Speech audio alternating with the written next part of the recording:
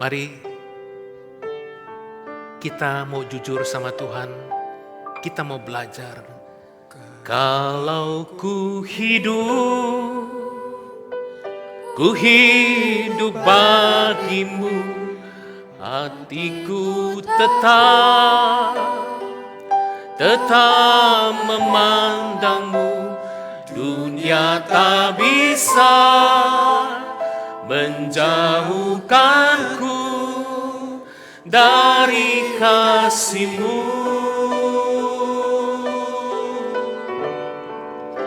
Selama ku hidup bagimu, mataku tetap memandangmu. Dunia tak bisa menjauhkanku dari kasih-Mu. Dunia tak bisa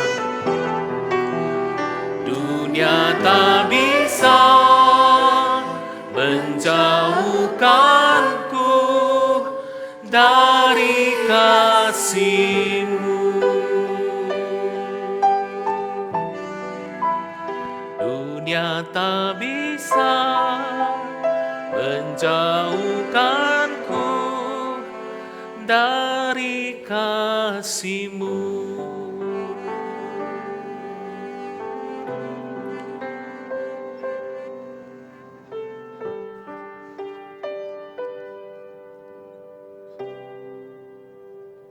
Tuhan, ya Bapa, ini kami Tuhan. Engkau Maha Tahu, Engkau tahu segala sesuatu. Engkau tahu apa yang ada dalam pikiran dan perasaan kami waktu kami baru nyanyi lagu barusan. Berapa kami sungguh-sungguh mau hidup bagi Tuhan, berapa kami berjuang jatuh bangun Tuhan untuk ikut sama Tuhan. Itu sebabnya pagi ini kami mengundang Tuhan. Sekali lagi beri kami kesempatan untuk kami boleh berjumpa dengan Tuhan. Secara pribadi maupun secara kelompok, secara komunal ya Tuhan. Supaya kami benar-benar berjumpa dengan Tuhan. Dan kami boleh mengalami kuasa kebangkitan yang dirayakan pada pagi hari ini oleh seluruh dunia ya Tuhan. Tuhan, pimpinlah, kuasailah hati dan pikiran kami. Kuasailah ruangan ini. Supaya sungguh Tuhan, kami boleh mendengar dan kami boleh percaya dan kami boleh taat akan firman-Mu. Roh Kudus mari bekerja leluasa. Di dalam nama Yesus Tuhan, kami menolak segala kuasa-kuasa roh jahat, kuasa iblis yang mencoba mencuri konsentrasi kami. Biar hanya Roh Tuhan yang leluasa bekerja. Di dalam nama Tuhan Yesus kami berdoa. Yang percaya katakan, amin. Sebelum duduk, kasih senyum kiri kanan dan bilang, buka hatimu. Ya, buka hatimu. Ya, silakan duduk. Ya, jadi tadi habis senyum rasanya lain kan ya? Habis senyum kayaknya rasanya lain. Jadi wah, kalau kita dengar firman Tuhan hati lebih terbuka ya. Nah Bapak Ibu, mungkin pertama saya kenalkan diri saya, nama saya Krisnadi, panggil Kris ya. Saya ini adik tingkat dari Pak Hendi ya. Jadi dulu beliau tingkat 3, saya baru masuk, kira-kira begitu. Nah di sini ada beberapa orang, atau bukan di sini ya, ada satu orang, paling enggak Saudara Vincent itu dulu jemaat kami di Vancouver. Jadi sebelum kami pulang ke Malang, ke Indonesia, kami menggembalakan di Vancouver. Dan saya dengar dari Ibu Tarmina katanya ada beberapa anak muda yang tahun ini 4 tahun depan mau sekolah di Vancouver. Betul ya? Ya selamat datang nanti, selamat persiapan. Nah, tahun 2021 kami sekeluarga pulang ke Indonesia karena kami merasa Tuhan suruh kami pulang. Jadi selama itu 2001 kami tinggal di Malang, istri sedang kuliah konseling di saat. Nah, saya jadi bapak rumah tangga, ya. Sambil kami melayani, juga sedang membuka satu yayasan Caring for Leaders. Kira-kira begitu ya. Perkenalan saya singkat. Nah Bapak Ibu, hari ini kita akan sama-sama belajar satu tema, kebangkitannya sesuai dengan firman-Nya. Nah permisi tanya, waktu hari ini kita ikut Paskah, perayaan Paskah. Kita mendengar berita Yesus sudah bangkit, bangkitnya sudah 2000-an tahun lalu. Permisi tanya, apa yang Bapak, Ibu, Saudara rasakan? Baik yang ada di sini maupun yang mengikuti secara online ya. Apa yang kita rasakan waktu kita bilang, iya saya merayakan Paskah nih ke gereja dalam rangka Paskah. Waktu kita mendengar Yesus sudah bangkit, apa yang kita rasakan? Apakah biasa-biasa saja atau luar biasa? Kalau kita mau jujur, kira-kira posisi yang mana? Hal-hal yang biasa, ya hal-hal maksud saya, hal-hal yang luar biasa itu bisa menjadi biasa kalau sudah biasa. Ya, waktu saya masih kecil di rumah orang tua saya tinggal di daerah kira-kira 200 meter dari lintasan kereta api. Ya, jadi lintasan kereta api tiap hari, nggak pagi, siang, malam, subuh itu pasti dengar suara kereta. Ya, kalau enggak suara klaksonnya, wah kenceng banget. Ya, tapi karena udah biasa saudara, nggak kedengaran. Tengah malam juga nggak kedengaran, betul nggak? Udah biasa. Jadi ya, klakson kereta itu bisa kedengaran sampai berkilo-kilometer bukan? Apalagi kalau tengah malam. Tapi namanya Tuhan kalau dikasih manusia kemampuan ya, bisa tuh kalau udah tidur apalagi lewat nggak kedengaran tuh. Padahal kenceng banget. Karena hal yang begitu kencang bisa jadi hal yang biasa. Gitu. Paskah bukankah hal yang biasa sekali? Waduh, sangat luar biasa. Tapi bisa aja menjadi hal yang biasa. Barangkali kita pada hari ini Bapak Ibu yang datang, duduk di sini, duduk di atas, atau yang ikuti secara online, ya dulu pernah ngalamin tuh, wah betapa menggebu-gebunya ikut Tuhan, Paskah tuh luar biasa sekali. Tapi barangkali dan di antara kita merasa bahwa biasa aja ya. Ya rutinitas tahunan, nanti ada Natal, ada Jumat Agung, ada Paskah, biasa aja gitu. Ada mungkin di antara kita juga yang dari dulu juga gak pernah ngerasain kehadiran Tuhan, kebangkitan Tuhan di dalam hati. Gak pernah ngerasain. Nah hari ini tujuan khotbah hari ini adalah mengajak kita semua. Saya berdoa, kita semua berdoa supaya kita boleh mengalami benar-benar kuasa kebangkitan Tuhan Yesus. Bapak Ibu mau? Mau? Ya, bilang kiri kanan lagi ya supaya enggak kaku. Mau? Tanya dia. Mau? Mau? Oke. Nah, kalau mau yuk kita sama-sama bacakan ayat firman Tuhan. Dari ini, minta tolong deh ya. Saya kontrol satu ya. Nah saya akan bacakan yang ayat yang ganjil, minta kesediaan saudara baca yang genap ya. Cerita tentang Yesus menampakkan diri kepada dua murid di jalan Emmaus. Ayat 13, pada hari itu juga dua orang dari murid-murid Yesus pergi ke sebuah kampung bernama Emmaus yang terletak kira-kira 7 mil jauhnya dari Yerusalem.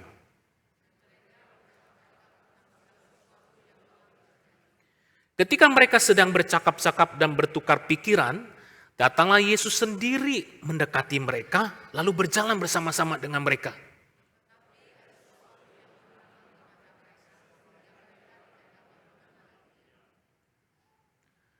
Lanjut. Yesus berkata kepada mereka, apakah yang kamu percakapkan sementara kamu berjalan? Maka berhentilah mereka dengan muka yang muram.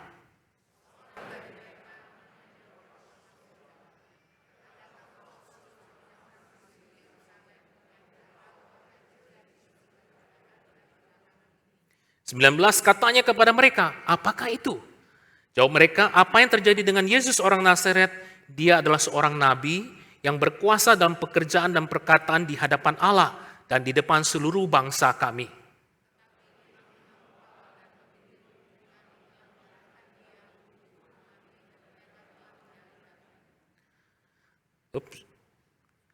Ayat 21, padahal kami dahulu mengharapkan bahwa dialah yang datang untuk membebaskan bangsa Israel. Tetapi sementara itu telah lewat 3 hari sejak semuanya itu terjadi.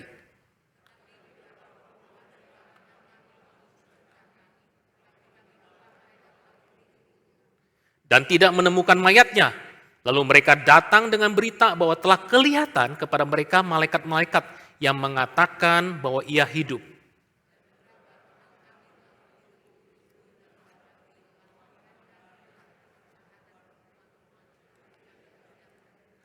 Ayat 25. Lalu ia berkata kepada mereka, "Hai kamu orang bodoh, betapa lambannya hatimu, sehingga kamu tidak percaya segala sesuatu yang telah dikatakan para nabi."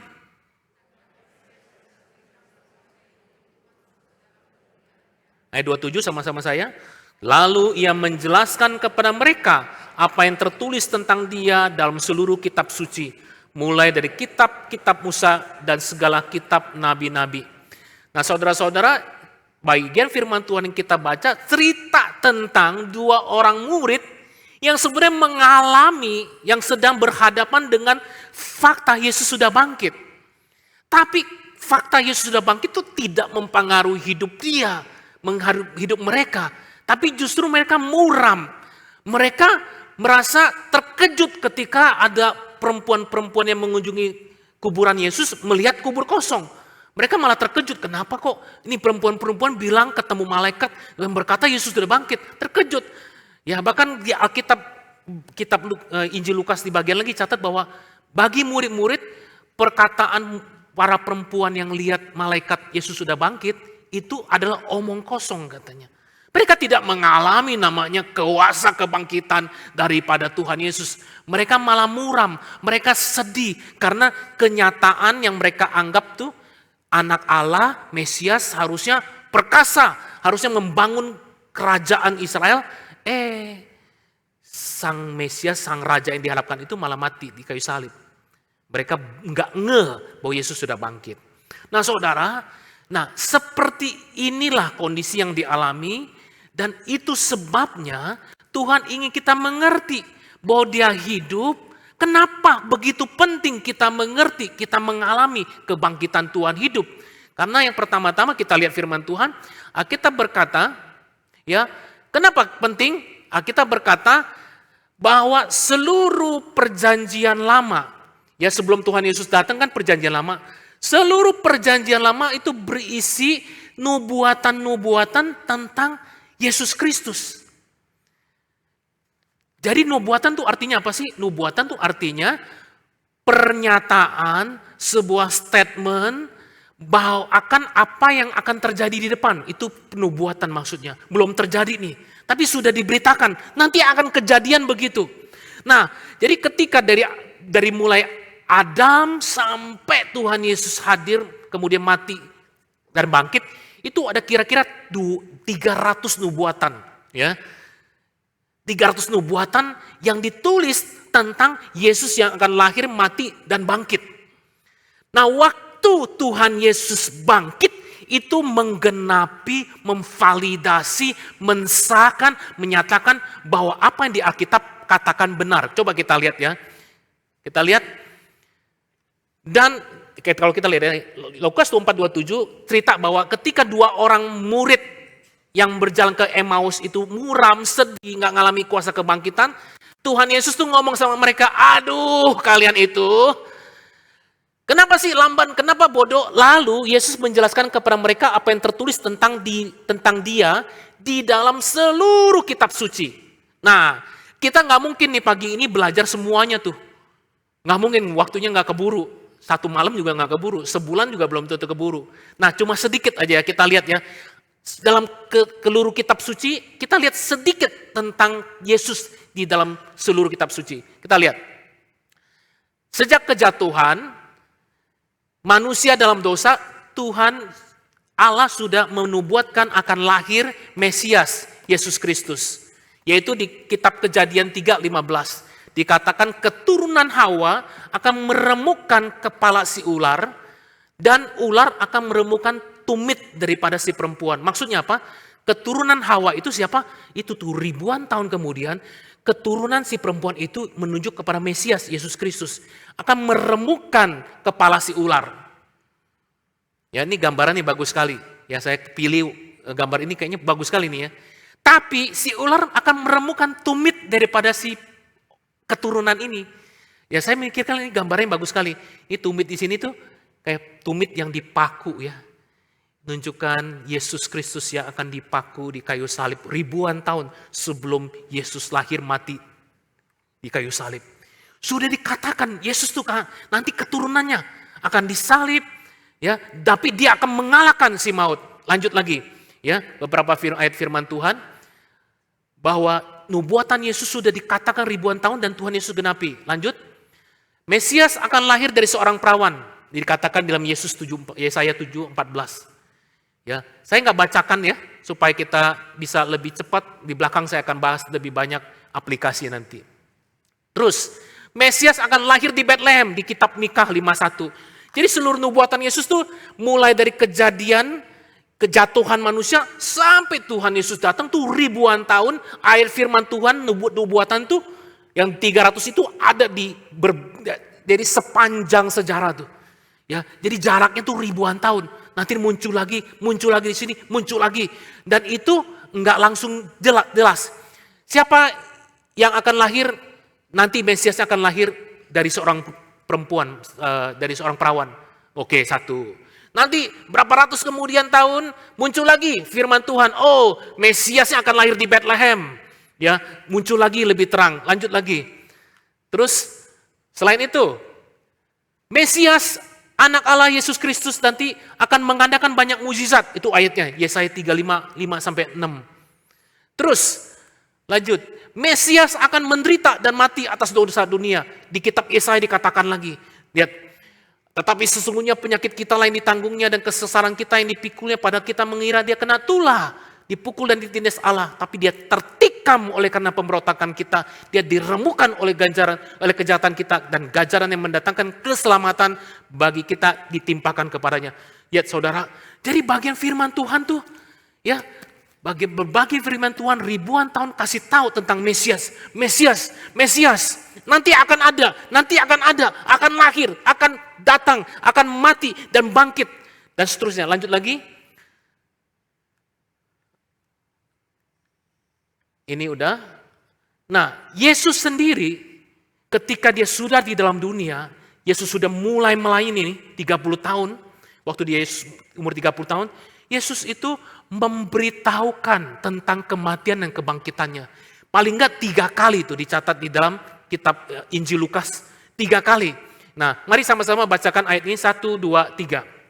Dan Yesus berkata, Anak manusia harus menanggung banyak penderitaan dan ditolak oleh tua-tua, imam-imam kepala, dan ahli-ahli Taurat. Lalu dibunuh dan dibangkitkan pada hari yang ketiga. Saudara, Yesus ngomong tuh kepada murid-muridnya. Tapi murid-murid gak percaya. Murid-murid berpikir, gak mungkin. Dan mereka juga gak ngerti. Ya bahkan satu kali ketika Yesus ngomong, anak manusia akan menderita, akan mati disalib. Petrus bilang, hush. Ya kira-kira bahasa sekarang, hush, ngaco. Ya, gak boleh kayak gitu. Petrus bilang gitu. Tapi Yesus bilang apa? Enyalah engkau iblis. Waduh, bayangin itu ya. Enyalah engkau iblis. Kamu bukan memikirkan apa yang dipikirkan oleh Allah. Nah saudara, rencana Allah adalah Mesias, anak Allah akan lahir, ya, akan melayani, melakukan mujizat, akan mati di kayu salib. Padahal orang-orang Yahudi mengharapkan ada raja yang bebasin mereka secara politik. Karena mereka waktu itu dijajah oleh Romawi. Bebasin kami, ada raja yang akan membebaskan kami. Benar-benar punya kerajaan Yahudi lagi. Seperti waktu jaya-jayanya waktu zaman Daud sama Salomo. Tapi itu bukan rencana Tuhan. Rencana Tuhan, raja segala raja, anak Allah itu akan lahir dan mati. Dan bangkit. Nah sampai 3 kali tuh. Lukas 9:22, 9:44, 18 dan selanjutnya. Nah saudara-saudara, ini loh. Rangkaian ini cuma beberapa di antara 300 nubuatan tentang Tuhan Yesus. Jadi kalau begitu saudara, kalau begitu gimana? Berarti kebangkitan Yesus itu membuktikan bahwa apa yang dikatakan oleh firman Tuhan selama ribuan tahun membuktikan apa yang Yesus ngomongin juga sebelum dia mati dan bangkit itu adalah benar. Dia adalah Allah. Ya, kalau nggak terbukti berarti apa? Nah, kita lihat seorang penulis C.S. Lewis ya yang menulis novel Narnia. Ya kita juga pernah ya nonton film, mungkin ada yang Bapak Ibu Saudara pernah nonton film Narnia. Ini yang nulis ceritanya tuh C.S. Lewis. Seorang teolog juga sebenarnya, seorang penulis. Dia nulis begini, wah sebenarnya untuk bisa mengerti tentang keilahian bahwa Yesus tuh benar-benar anak Allah, dia mati dan bangkit, itu tuh sebuah trilema, bukan dilema. Ya, kan kalau kita bilang dilema tuh berarti memilih di antara dua kan. Wah aku dilema nih, harus memilih A atau B. Nah ini ada trilema nih. Waktu melihat klaim Tuhan Yesus dia adalah anak Allah, dia akan mati dan bangkit. Dia adalah anak Allah yang turun dari dunia, trilema. Trilemanya apa? 3 pilihannya apa?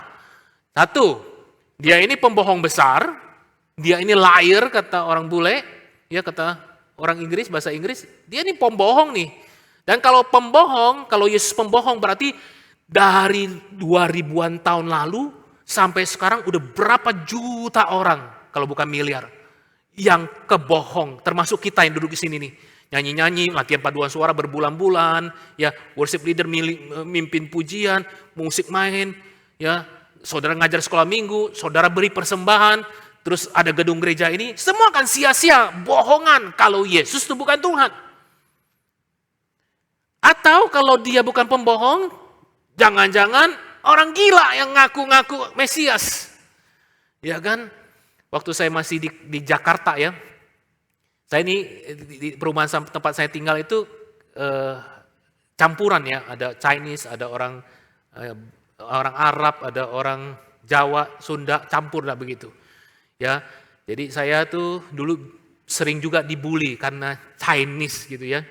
Nah saya pernah dengar tuh satu waktu ketika Jumat Agung ya, Jumat Agung kan di TV ditayangkan film Yesus disalib ya. Ya saya mendengar tuh tetangga-tetangga yang bukan Kristen, Yesus dipantek gitu. Ya, itu Tuhan tuh orang Kristen dipantek gitu. Saya kesel kan. Tapi itulah orang pikir ya, orang yang pikir, ya itu Tuhan orang Kristen. Kok bisa sih Allah jadi manusia kayaknya gak masuk akal. Kok bisa sih Allah punya anak disebut anak Allah gitu. Dan sebagainya tuh. Terus dipantek tuh mati tuh gitu ya. Nah saudara, apakah Yesus tuh pembohong? Apa dia orang gila yang ngaku-ngaku anak Allah? Ngaku Allah. Atau trilema yang ketiga apa? Dia itu adalah benar adalah Tuhan. Bagi saudara yang mana? Tentu bagi saudara dan saya yang percaya sama Tuhan, dia adalah Allah. Nah kebangkitan Yesus adalah sebuah bukti, sebuah validasi bahwa apa yang dikatakan kitab suci dan apa yang Yesus dikatakan tentang apa yang terjadi dalam dirinya itu benar. Dia Allah. Sehingga kita bisa percaya tuh. Kita bisa percaya. Ya, lanjut. Kita lihat bagian firman Tuhan selanjutnya. Itu sebabnya ketika dia ngomong sama 2 murid yang menuju ke Emmaus, muka mereka muram, mereka nggak percaya bahwa Yesus sudah bangkit. Ya mereka sendiri nggak bisa sadar waktu itu ketika ketemu Tuhan Yesus, nggak sadar ini Tuhan Yesus. Kenapa Alkitab berkata mata mereka tertutup sehingga nggak bisa mengenal. Nah saudara, mata mereka tertutup sehingga bisa mengenal itu kira-kira kenapa? Kira-kira ini Tuhan yang nutup atau hati mereka yang tertutup? What do you think? Apa yang saudara, pendapat saudara? Kira-kira. Kita mau interaksi nih ya, supaya saudara nggak ngantuk ya. Oke, siapa yang guru sekolah minggu di sini? Oh, ditanya nih guru sekolah minggu. Ada? Nggak ada yang ngaku, takut ditanya. Ada? Hah? Lagi ngajar semua? Oh, pantes. Yang mantan guru sekolah minggu? Pasti banyak ya. Ada? Yang majelis dah. Ada di majelis itu ya. Kira-kira yang mana nih? Kenapa kok mata mereka tertutup? Sehingga nggak kenal. Gitu ya. Waktu di kuburan juga nggak tahu kan. Waktu Tuhan Yesus menampakkan kepada Maria, Maria pikir Yesus itu siapa? Pengurus taman kan, tukang kebun. Kok bisa nggak kenal? Barangkali dua pilihan. Yang pilihan pertama adalah memang wajah Yesus, wajah kebangkitan tuh sudah berubah. Karena tubuhnya kan sebelumnya tubuh biasa ya. Waktu Yesus sudah bangkit, tubuh kebangkitan. Sehingga mungkin berbeda, itu satu. Atau Tuhan sengaja menutupin, nggak buka semuanya. Supaya apa? Supaya Tuhan Yesus bisa jelaskan dulu tuh Alkitab dari kitab perjanjian lama. Tunjukin dulu, jelasin. Sampai udah mudeng, oh Tuhan boleh tunjukin, buka. Oh Yesus sudah bangkit. Ya, apakah itu? Ataukah nggak bisa ngerti karena apa? Karena hidupnya mata mereka tertutup ya oleh segala pemikiran sendiri, ide sendiri begitu. Atau kalau dalam konteks kita barangkali kita nggak benar-benar bisa mengenal Tuhan Yesus. Karena segala belenggu dan dosa, segala hal-hal yang memberatkan hati kita tuh nggak pernah terlepas. Sehingga kita nggak bisa benar-benar melihat Tuhan Yesus, mengalami Tuhan Yesus. Nah saudara, Alkitab berkata ini loh yang terjadi. Ya lanjut. Nggak bisa tuh murid-murid mengerti. Maka Tuhan Yesus bilang, kenapa kamu bodoh? Ya, lanjut. Kenapa kamu bodoh sih? Ya, bodoh tuh bukan nggak IQ-nya rendah. Bodoh itu nggak mampu mengerti. Nggak bisa. Tuhan bilang, ini aku nih. Jadi waktu makanya ketika mereka berhenti, Tuhan Yesus makan sama mereka. Tuhan Yesus ya mengangkat roti, bersyukur kepada Bapa, terus pecah-pecahkan, mata mereka baru terbuka. Nah, dia Yesus Kristus. Dan ketika mereka udah terbuka, Yesus hilang, kita berkata. Nah saudara, Yesus sudah bangkit. Apa yang terjadi kalau dia nggak bangkit? Tadi ayat ini, sama-sama kita baca 1, 2, 3. Tetapi andai kata Kristus tidak dibangkitkan, maka sia-sialah pemberitaan kami dan sia-sialah juga kepercayaan kamu. Dan jika Kristus tidak dibangkitkan, maka sia-sialah kepercayaan kamu dan kamu masih hidup dalam dosamu. Saudara-saudara, kalau Kristus nggak bangkit, semua yang kita lakukan dalam iman kita itu sia-sia. Sia-sia. Nyanyi ya. Iblis dikalahkan, kuasanya dihancurkan. Kalau Yesus nggak benar bangkit, itu sia-sia, kebohongan kan? Kita ngajarin anak-anak kecil dan mulai berdoa sama Tuhan Yesus. Kalau Yesus nggak bangkit, Yesus seperti pada para pendiri agama lainnya. Nggak ada apa-apa, mati. Tapi Alkitab katakan Yesus itu bangkit. Membuktikan dia itu adalah Allah. Membuktikan penggenapan akan Alkitab, saudara. Nah, kalau gitu gimana nih aplikasinya? Yaitu without resurrection there is no Christianity. Lanjut.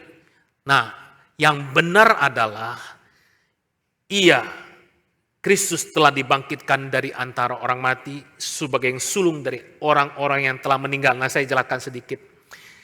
Yesus itu bangkit bukan mati. Bukan diculik. Ya setelah udah dipaku, kan orang-orang Yahudi itu kasih rumor. Yesus itu mati, tapi enggak sampai mati, pingsan. Gitu loh. Pingsan, terus dibawa turun, diculik. Gitu. Diculik. Ya.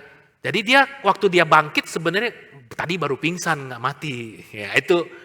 Atau orang Yahudi juga buat sebuah rumor bahwa itu mayat Tuhan Yesus itu sengaja diumpetin. Terus ngaku-ngaku udah bangkit. Gitu. Nah, makanya Rasul Paulus perlu menulis bagian ini nih. Tetapi yang benar, Kristus telah dibangkitkan dari antara orang mati sebagai yang sulung di antara orang-orang meninggal. Artinya apa saudara dengarkan? Dia yang sulung mati dari kematian. Yang sulung di antara orang-orang yang telah meninggal. Artinya apa? Satu waktu kita meninggal kita akan ikut. Yesus itu seperti take. Ya, kalau orang Chinese ya film-film dulu saya senang tuh film-film mafia Hong Kong ya, film-film Hong Kong. Wah, take. Chow Yun Fat ya. Chow Yun Fat tuh jadi take, kepala mafia. Soalnya dipanggil take, dia duluan. Nah, Yesus tuh kayak take, dia mati dan bangkit. Sehingga orang-orang yang percaya sesudahnya kita satu hari akan dibangkitkan juga. Itu pengharapan. Pengharapan akan datang kemuliaan nanti, tapi bukan juga nanti doang. Ya, sekarang pun pengharapan akan masa sekarang. Sehingga kita bisa tenang walaupun ada badai kehidupan. Kita bisa ada damai walaupun masalah tetap ada. Karena Yesus sudah bangkit. Nah saudara-saudara, kita nggak akan ngalami ini kalau kita nggak benar-benar mengerti akan kebangkitan Tuhan. Itu sebabnya Alkitab berkata begini. Lanjut. Alkitab berkata begini. Sebab itu. Sama-sama 1, 2, 3. Janganlah kamu bodoh. Tetapi usahakanlah supaya kamu mengerti kehendak Tuhan. Yesus bilang sama kedua murid itu, jangan kamu bodoh. Usahakan kamu mengerti kehendak Tuhan. Nah saudara, jadi kita kalau orang Kristen kita berkata, Tuhan bagaimana aku bisa mengalami kuasa kebangkitan? Ini usahakan kita mengerti kehendak Tuhan. Usahakan kita mengerti firman Tuhan. Firman itu akan menghidupkan kita saudara. Membuat kita ya yang menghadapi berbagai tantangan kehidupan, ya jadi orang Kristen tuh susah apa gampang? Halo? Susah apa gampang? Gampang-gampang susah apa susah-susah gampang? Ya, di sini nih di atas nih ya saya supaya nggak berasa dicuekin ya. Kok ya yang punya jenggot warna pakai baju kuning. Jadi orang Kristen susah-susah gampang, apa gampang-gampang susah? Oh susah-susah gampang. Atau pilihan kedua, ada pilihan ketiga, susah-susah susah. Susah-susah gampang. Bagi sebagian orang mungkin susah-susah gampang. Karena hidupnya dari sebelum kenal Tuhan udah susah gitu ya. Udah kenal Tuhan lebih gampang sedikit gitu ya. Yang bilang gampang-gampang susah, kelihatannya sih gampang tapi susah ya gitu. Tergantung nih saudara ada di mana. Tapi apapun kondisinya, firman Tuhan ini bisa menjadi kekuatan. Ya, saya cerita sedikit nih sekarang ya. Saya ini lahir dari keluarga Kristen, tapi KTP. Ya, jadi ya ke gereja. Papa saya selalu suruh kami ke gereja, kami berempat saudara. Kalau nggak ke gereja dimarahin pasti. Walaupun papa saya ini Kristen KTP sekali lagi. Tiap minggu ke gereja, tapi rumah jadi tempat judi. Gitu. Jadi kadang-kadang pendeta datang, kunjungan, ya kita manis-manis di bawah, papa mama saya, nenek kakek saya di rumah manis-manis, di atas lagi judi gitu. Nenek kakek saya yang biasa judi, berhenti dulu, pause dulu judinya, dia turun, teman-temannya nungguin di atas. Kira-kira begitu. Nah, jadi saya tuh nggak punya tipe benar-benar ngalami kuasa kebangkitan, enggak ke gereja tiap minggu ke gereja. Kenapa? Ya nggak tahu kenapa gitu ya. Ke gereja aja disuruh papa mama, nggak ada ngalami apa-apa. Tapi aneh satu waktu ketika saya kelas 5 terjadi satu perubahan gitu.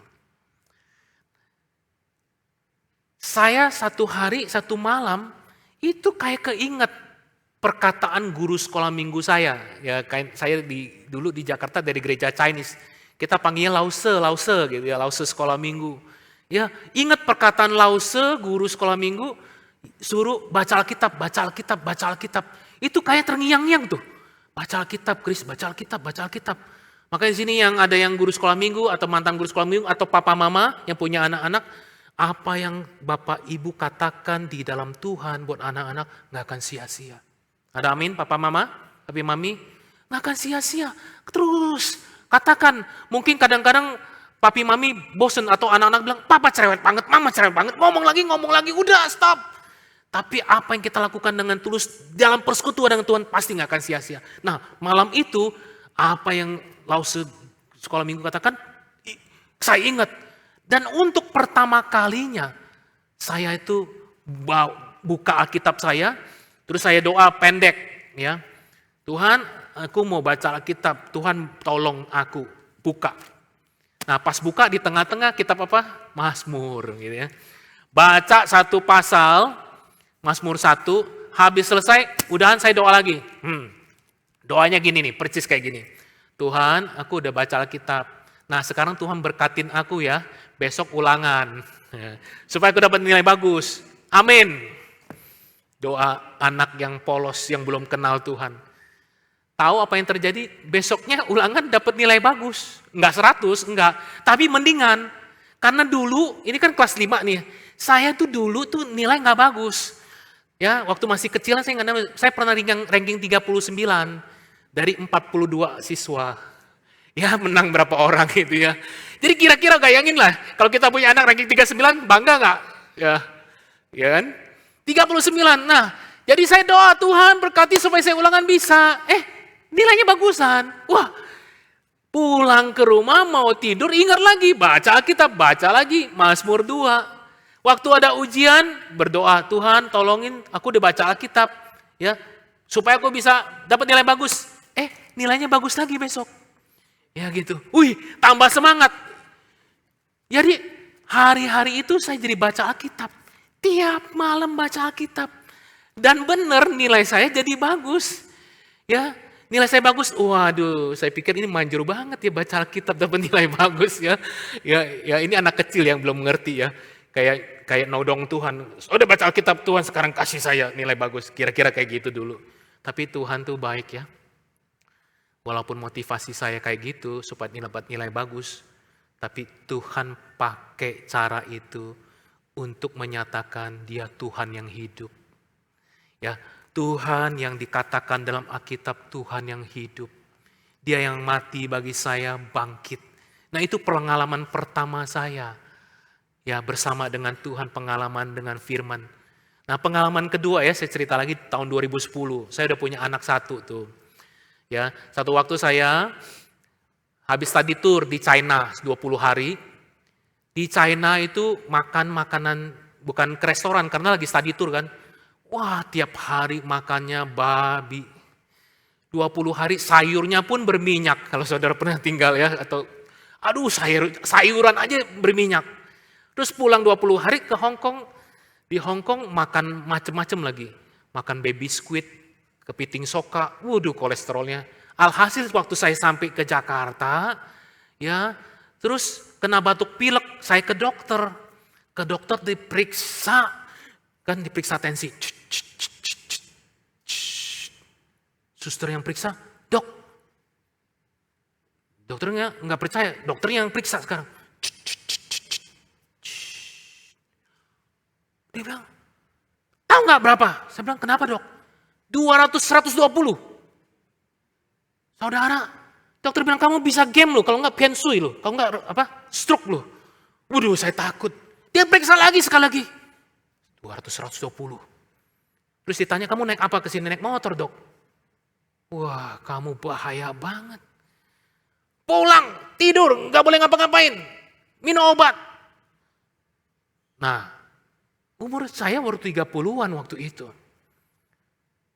Setelah itu berapa hari turunnya susah tuh.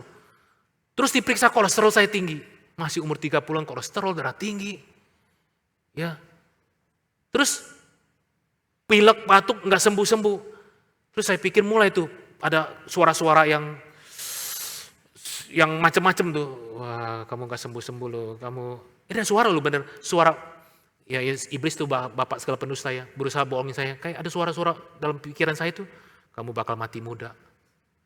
Kamu bakal mati muda. Gitu tuh. Pernah nggak saudara kayak suara-suara yang gini? Iya tuh. Wah saya mah nggak percaya, saya tolak pertama. Dalam nama Yesus enggak. Muncul lagi. Saya doa sendiri. Tengking dalam nama Yesus dari setan nih. Nggak hilang-hilang suara. Akhirnya saya percaya, apa-apa jangan-jangan ini peringatan dari Tuhan ya. Gitu, benar-benar saya udah waktunya, gitu. Terus apalagi Udah tinggal waktuin ulang tahun saya bulan Agustus. Wah, makin deg-degan saya. Jangan-jangan benar Tuhan panggil saya. Saya jadi khawatir loh. Saya tadinya mau simpan buat diri sendiri, tapi saya akhirnya bilang kalau saya benar-benar lewat, istri saya nggak tahu, nggak siap hati, kasihan ya. Terus saya bilang, Tuhan masa sih mesti pergi, anak saya baru umur 2 tahun. Terus akhirnya saya takut, saya ngomong sama istri saya, ya sayangnya bukan sayur ya, sayang maksudnya.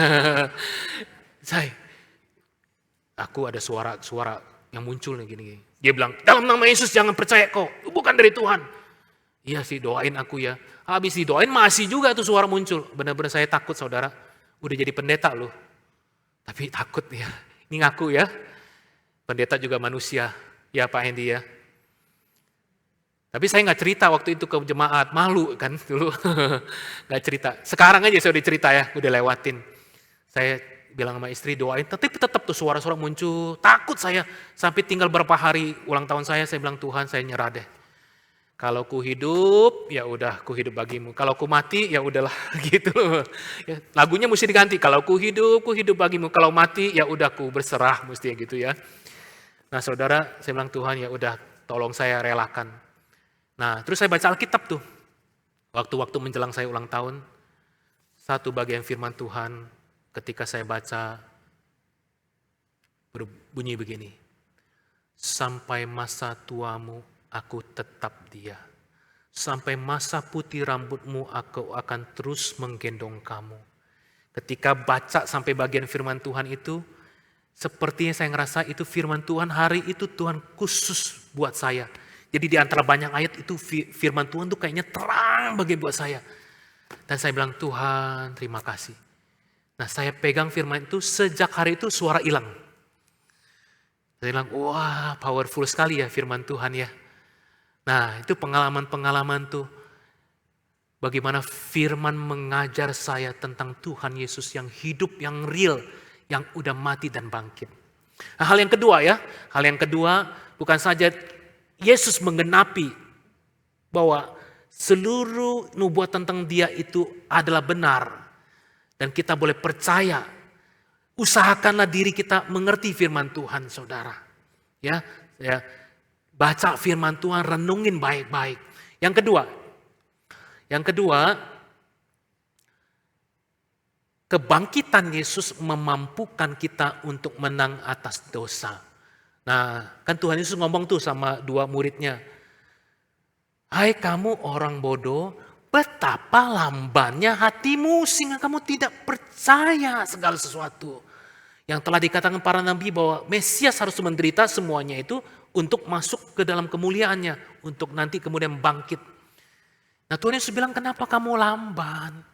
Kok gak mau percaya, hatimu gak terbuka saudara. Bahwa Yesus sudah bangkit. Kalau gak bangkit apa yang terjadi? Sekali lagi kita lihat ya. Apa yang terjadi kalau gak bangkit? Next.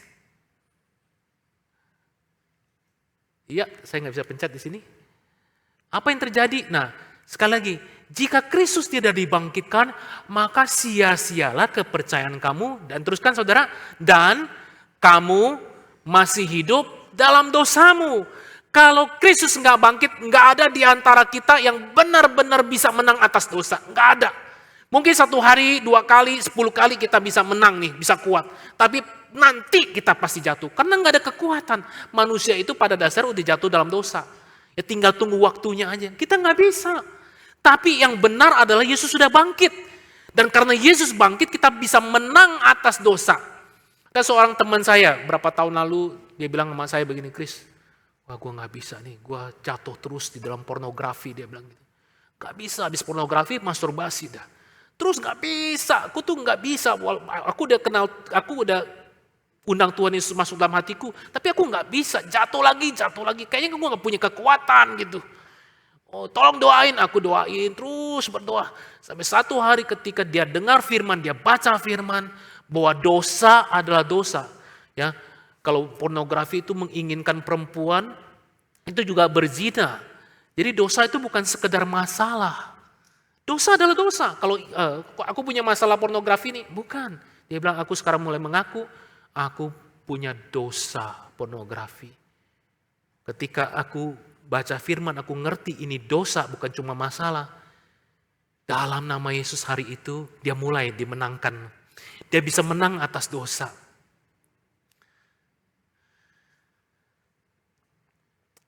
Dua minggu lalu saya datang ke Surabaya juga, ngobrol sama seorang tante. Ya, Cece lah kalau bukan tante ya. Umur 60-an. Saya udah umur 48 soalnya. Ya, Cece nggak mau pasti dikatain tante kan. Ya. Cece ini bilang, Tris, tahu nggak? Saya baru aja buat ada reuni teman-teman SD, SMP. Tahu nggak, Chris? Teman-teman saya banyak sekali yang cerai. Oh gitu ya, Ce ya? Oh udah berapa tahun lalu teman-teman yang cerai? Sekarang, Chris? Hah? Sekarang? Lah, umurnya kan udah 60-an. Iya, Chris. 60-an masih minta cerai. Saya tuh nggak ngerti loh. 60 tahunan cerai, ngapain lagi ya? Ya, kayaknya udah mestinya kalau orang biasa kan udah menikmati anak-anak udah sekolah, mungkin udah selesai, udah menanti-nanti cucu kan. Punya cucu, masih cerai ya. Kenapa nggak bisa hati ini tuh? Kalau ada yang kosong, ribut, hati ini nggak sanggup gitu. Kalau apalagi pasangan itu terus berusaha mencecar, hati ini susah, hancur dan nggak punya kekuatan untuk bisa punya kasih. Nggak bisa, yang adalah kemarahan, kebencian. Ya, waktu di Kanada, saya juga melayani banyak anak-anak muda. Anak-anak muda tuh cerita bagaimana mereka tuh susah sekali kalau ada orang tuanya itu yang kasar, ya, yang sangat dominan, anak nggak dipersilakan untuk bisa bisa mengutarakan apa yang dia seneng enggak. Ya, ada orang tua yang manipulatif, ada orang tua yang abusive, ya, yang menyiksa secara mental maupun secara fisik. Bagaimana bisa lepas? Berapa banyak di antara kita yang kita sudah ada di tempat ini, tapi beban-beban masa lalu itu masih terus menghantui. Dan kita merasa ya udah, kamu nggak bisa gitu. Dan itu nggak muncul sampai mungkin saudara dan saya itu udah menikah baru muncul tuh. Ya, baru muncul keluar beban-beban, dosa, kepahitan.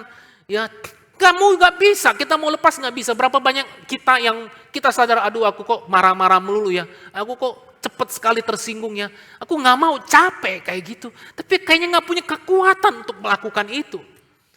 Ya, berapa banyak di antara ibu-ibu, wanita-wanita yang sadar, aduh aku kok sering sekali pikiran negatif ya. Aku sering sekali overthinking. Ya, ada satu ibu kemarin saya ketemu, dia bilang, Pak doakan saya ini orangnya sering curiga yang berlebihan. Curiga kan nggak apa-apa ya, apalagi suaminya biasanya nggak pakai parfum, nih sekarang keluar pakai parfum melulu nih ya. Ada apa nih suami ini ya? Nggak apa-apa, curiga boleh supaya menjaga pasangan. Tapi curiga yang berlebihan, kasihan suami saya Pak. Saya juga menderita, tapi saya nggak bisa lepas. Saudara, di dalam nama Yesus Kristus ada kelepasan. Tuhan akan mampukan kita untuk menang. Kenapa? Karena Yesus sudah menang atas dosa. Tapi kenapa kalau kok kita nggak bisa ngelepasin? Berapa banyak di antara kita berjuang dengan minder? Minder, entah karena bentuk fisik, entah karena kita merasa kita nggak punya sesuatu yang dibanggakan, atau kita sombong. Orang yang sombong sama minder tuh sebenarnya 11-12. 11 sama 12 kan deket tuh. Sama tuh. Orang yang sombong sebenarnya orang yang hatinya terluka. Dia mau tunjukin sesuatu karena sebenarnya dia minder. Kalau dia nggak punya itu, dia minder. Tunjukin melalui kekayaan, melalui pendidikan, melalui keterampilan. Tanpa itu dia akan merasa tidak punya apa-apa, minder. Saudara, berapa banyak di antara kita mungkin bergumul dengan hal itu. Tapi di dalam nama Yesus, Tuhan mau bebaskan. Berapa banyak di antara kita yang hadir di sini atau mengikuti secara online, relasi yang gak sehat, suami istri, ribut terus. Kita merasa, aduh gak tahan Pak. Gak tahu harus bagaimana, kita bohwat. Ya kata orang Hokkien, gak sanggup Tuhan untuk bisa ngatasin. Berapa banyak di antara kita juga no clue, have no clues. Bagaimana dididik anak. Bingung Tuhan. Yang adalah marah-marah jadinya. Yang adalah khawatir. Gimana? Barangkali ini saatnya. Di hari Paskah ini kita mesti berkata, Tuhan, aku gak bisa. Lepaskan aku dari belenggu-belenggu dosa-dosa, juga beban-beban yang palsu. Lepaskanlah aku ya Tuhan. Ya, Tuhan lepaskan aku. Supaya aku benar-benar bisa percaya. Supaya hatiku gak lamban, aku bisa percaya. Nah masalahnya Bapak Ibu Saudara, banyak orang itu gak bisa lepas. Karena waktu dia mengaku percaya Yesus gak pernah sepenuh-penuhnya datang kepada Tuhan, serahin seluruh hidupnya. Ya saya kasih contoh kayak tadi pagi cerita tentang Acong dan Amoy. Ya. Nama dua orang anak muda yang lagi jatuh cinta, pacaran jalan-jalan ke Tunjungan Plaza. Nah waktu jalan-jalan pas di depan plaza itu ada sebuah kayak tempat duduk, terus di bawahnya kira-kira 2 meter tingginya gitu. Nah lagi Amoy duduk-duduk tuh, ya duduk-duduk di situ. Kemudian Acong bilang sama Amoy, ya Moy, kamu yakin nggak dengan relasi kita? Ya yakinlah, ya kita udah pacaran 2 tahun ini, ya mungkin nih ke depan kita rencanain menikah ya. Ya tergantung kata Amoy ya. Ya kamu sungguhan gak? Ya sungguhan katanya, sungguhan. Terus Acong bilang, kamu benar-benar gak percaya nih Koko ini akan jaga kamu, akan melindungi kamu, akan membahagiakan kamu. Ya percayalah. Ya benar kamu percaya bahwa Koko akan nikahin kamu nih. Pokoknya ya Koko akan berusaha lah sekuat tenaga membahagiakan kamu, lindungin kamu. Ya sambil jalan lah kok. Saya percaya, benar. Iya benar. Kalau gitu aku mau buktikan kata si Acong. Aku mau buktikan. Nah, buktikan apa? Ya pokoknya kamu ikutin. Buktiin apa sih? Aduh, repot banget. Percaya nggak? Ya udah. Katanya, kamu tunggu di sini, duduk di sini, ya, duduk di sini. Aku turun ke bawah. Terus si Acong turun ke bawah. Terus dia ngomong sama Amoy, Moy, kamu percaya sama Koko kan? Percaya kok, ya. Sekarang kamu berdiri, kamu loncat dari situ. Ya elah kok, nggak ada kerjaan. Kamu, ya, si Acong bilang, kamu percaya nggak sama Koko? Ya percaya, tapi ngapain? Percaya nggak sama aku? Lah kok, ntar aku jatuh, kalau nggak ketangkep kan patah tulang. Ya, lecet. Percaya nggak sama Koko? Gitu. Terus tuh, sampai akhirnya, aduh Koko ini macem-macem. Percaya nggak sama Koko? Koko pasti tangkap kamu, nggak akan biarkan 1 senti pun badanmu menyentuh tanah. Gitu. Ya si Amoy, ya udah percayalah. Dia tutup mata, dia loncat. Dia tangkep bener-bener nih si Acong gesit banget. Tangkep nggak sampai menyentuh tanah. Wah, dia deg-degan tuh. Terus dia bilang, tuh kan Koko bisa dipercaya. Ya, Koko jagain kamu dah. Ah iya Koko hebat, kata hebat. Terus jalan nih. Baru berapa langkah si Amoy stop. Si Amoy tanya, Koko percaya gak sama Amoy? Ya percaya dong. Kalau gitu gantian Koko di atas.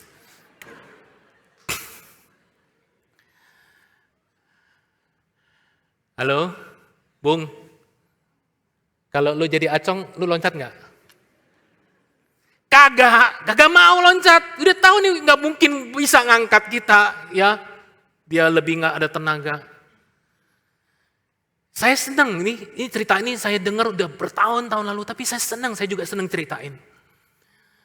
Seringkali orang Kristen seperti itu.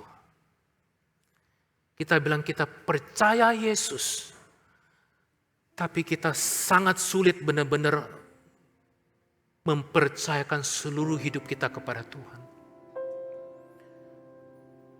Kita nggak percaya bahwa ketika kita loncat, yang kita lihat ada kegelapan, Tuhan akan menangkap kita. Nah, barangkali hari ini, di hari Paskah ini, waktu kita mendengar Yesus sudah bangkit, ada di antara kita yang pertama kali baru mulai ke gereja, mulai dengar tentang Tuhan. Maukah engkau bilang, Tuhan, aku mau percaya kepadamu, Yesus yang adalah anak Allah yang sudah bangkit.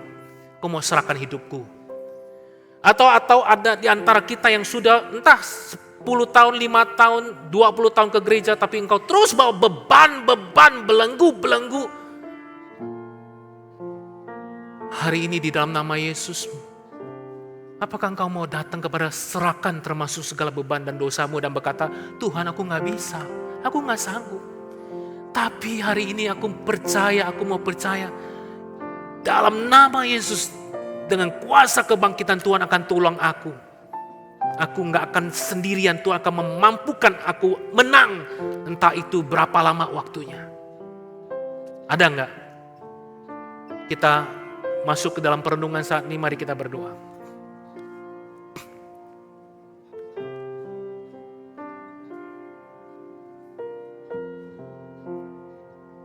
Pakai waktu berapa detik, berapa menit ini, saudara bicara sama Tuhan. Atau persilahkan Tuhan, Roh Kudus bicara dalam hatimu.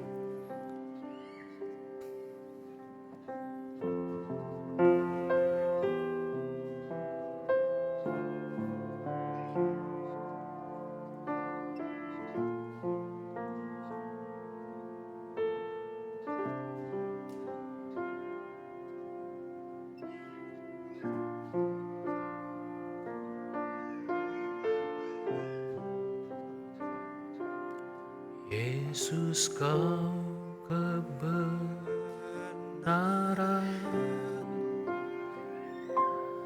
yang menyelamatkanku, kau memberikanku hidup dan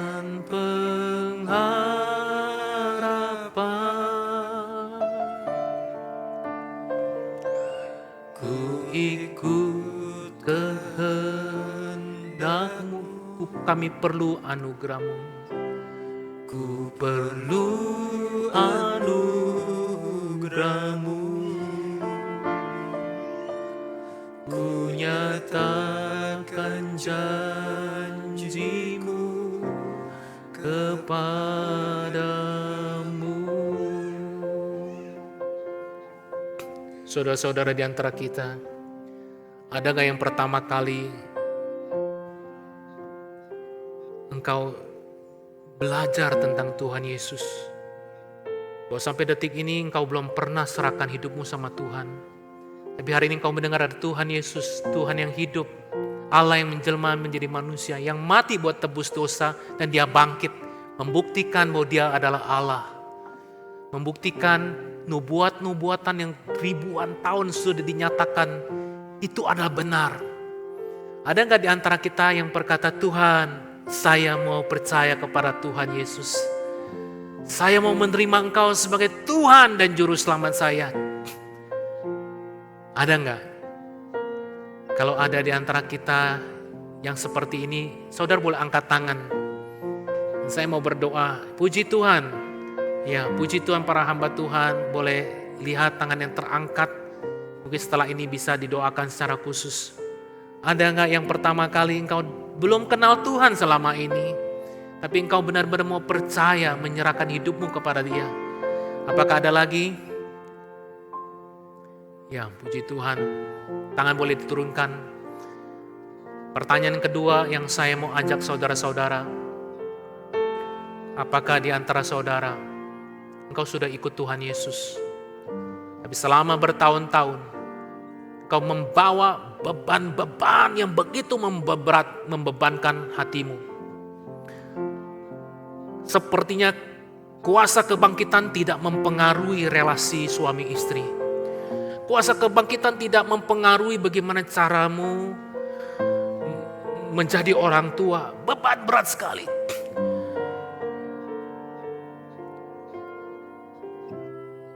Kuasa kebangkitan juga nggak mempengaruhi cara saudara melakukan bisnis atau pekerjaan.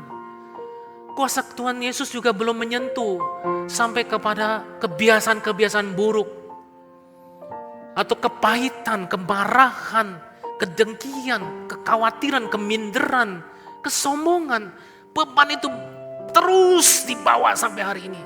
Tapi hari ini di dalam nama Yesus Engkau berkata, Tuhan lepaskan aku. Biarkan aku mengalami kuasa kebangkitan-Mu ya Tuhan. Ada enggak yang berkata, Tuhan tolong aku, itu aku orangnya ya Tuhan. Tolong aku ya Bapa. Saudara boleh taruh tanganmu di atas dada berkata, Tuhan itu aku orangnya Tuhan. Tuhan tolong aku. Bebaskan aku Tuhan. Bawa aku boleh mengalami Engkau. Bawa aku Tuhan mengalami-Mu ya Tuhan. Tuhan terima kasih. Terima kasih. Tuhan ini kami yang terangkat Tuhan. Kami mau terbuka kepadamu. Tuhan Engkau mengenal semua kami. Ku berdoa Bapak di dalam nama Yesus. Biarlah kuasa kebangkitan Yesus sungguh-sungguh boleh terjadi Tuhan di dalam kehidupan jemaat-jemaat-Mu ya Tuhan. Di tempat ini. Untuk setiap hati yang terbuka. Untuk setiap tangan yang terangkat Tuhan. Tuhan dalam nama Yesus tolonglah kami. Lepaskan kami dari belenggu. Berikanlah kekuatan. Berikanlah penghiburan. Berikanlah sukacita, damai sejahtera di tengah-tengah situasi yang tidak mudah. Berikan hati yang baru. Berikan pengampunan, kasih. Sehingga kami pun boleh mengasihi orang lain. Termasuk orang-orang yang menyakiti hati kami. Orang-orang yang pernah berbuat Tuhan hal yang melukai hidup kami. Tolong kami ya Tuhan. Dan tolong kami bisa membagikan berita kebangkitan ini kepada orang-orang yang kami cintai. Kepada keluarga kami, teman kerja kami ya Tuhan. Tolong ya Tuhan. Terima kasih Bapa. Terima kasih Tuhan. Terima kasih Tuhan. Terima kasih. Kalau ku hidup bagimu, hatiku tetap mari kita berdiri. Dunia tak bisa menjauhkanku dari kasih-Mu. Katakan yuk, selama ku hidup bagimu. Selama ku hidup bagimu, mataku tetap memandangmu. Dunia tak bisa menjauhkanku dari kasih-Mu. Saudara-saudara, dengan segala orang percaya dari segala tempat dan abad, mari kita mau nyatakan iman